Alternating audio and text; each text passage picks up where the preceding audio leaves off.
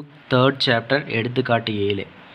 ஆனந்த் என்பவர் ஜவுளி வியாபாரம் செய்யும் வியாபாரி. பின்வரும் நடவடிக்கைகளுக்கு ஜனவரி 2018 குறிப்பேட்டு பதிவினை தயாரிக்க.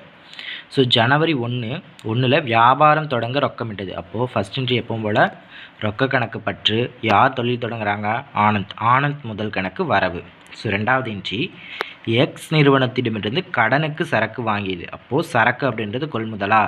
ஸோ கடனுக்கு வாங்கியிருக்கோம் அப்படின்னா அவங்களோட பேரை வச்சு எழுதிக்கணும். அப்போது கொள்முதல் கணக்கு பற்று எக்ஸ் நிறுவனம் கணக்கு வரவு. அடுத்து மூணாவது என்ட்ரி வங்கியில் செலுத்திய ரொக்கம். அப்போது வங்கி ரொக்கம் வாங்கியிருக்கு. அப்போது நம்மக்கிட்டேருந்து ரொக்கம் வெளியில் போயிருக்கு. அப்போது வங்கி கணக்கு பற்று வெளி செல்வது ரொக்க கணக்கு வரவு. நாலாவது என்ட்ரி எல் நிறுவனத்திடமிருந்து கடனுக்கு கட்டிடம் வாங்கியது. அப்போது அதுவும் கொள்முதல் தான், ஆனால் என்ன பேர் சொல்லிட்டான், கட்டிடம் வாங்கியது. அப்போது கட்டிடம் கணக்கு பற்று கடனுக்குன்றதுனால அவங்களோட பேரை வச்சு சொல்லணும். அப்போது எல் நிறுவனம் கணக்கு வரவு. கட்டிடம் கணக்கு பற்று எல் நிறுவனம் கணக்கு வரவு. அஞ்சாவது என்ட்ரி அலுவலக பயனுக்காக வங்கியிலிருந்து பணம் எடுத்தது. அப்போது அலுவலகம் அப்படின்றதுனால எடுத்தால் அது ரொக்கம் அப்படின்னு கால்குலேட் ஆகும். இப்போது ரொக்க கணக்கு பற்று வங்கி கணக்கு வரவு. அடுத்து ஆறாவது என்ட்ரி ஆனந்த் சொந்த பயனுக்காக வங்கியிலிருந்து பணம் எடுத்தது. ஸோ ஆனந்த் சொந்த பயன்பாட்டுக்காக எடுத்தால் அது எடுப்புகள் அப்படின்னு எழுதணும். அப்போது எடுப்புகள் கணக்கு பற்று வங்கி கணக்கு வரவு. அடுத்து ஏழாவது என்ட்ரி தொண்டு நிறுவனங்களுக்காக நன்கொடையாக துண்டுகள் வழங்கியது. ஸோ தொண்டு நிறுவனங்கள் அப்படின்றத அறக்கொடை, அவங்களுக்கு நன்கொடையாக கொடுத்ததை அறக்கொடை அப்படின்னு சொல்லுவோம்.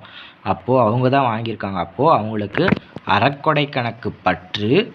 இப்போது கொள்முதல் தானே, துண்டுகள் நம்மக்கிட்ட இருக்க கொள்முதல் வெளியில் போகுது. அப்போது கொள்முதல் கணக்கு வரவு.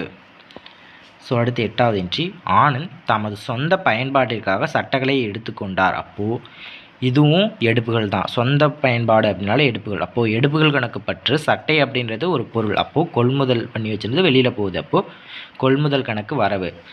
எடுப்புகள் கணக்கு பற்று கொள்முதல் கணக்கு வரவு.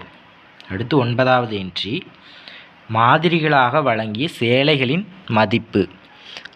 மாதிரிகளாக வழங்கிய சேலைகளின் மதிப்புனா நம்ம ஒரு பொருள் வைக்கிறோம், அதுக்கு சாம்பிள் மாரி கொடுப்போம் இல்லையா. ஸோ அது அப்போது நம்மக்கிட்ட இருக்க சேலையை அவங்கள்ட்ட சாம்பிளுக்காக, அதாவது விற்பனை அவங்க வாங்குவாங்க பார்த்துட்டு அப்படின்றதுக்காக கொடுக்குறோம். அப்போது இது என்னென்னா விற்பனை மேம்பாட்டு செலவு. ஒரு சாம்பிளுக்காக நம்மக்கிட்ட இருக்க சேலையை பார்க்குறதுக்காக கொடுக்குறோம்.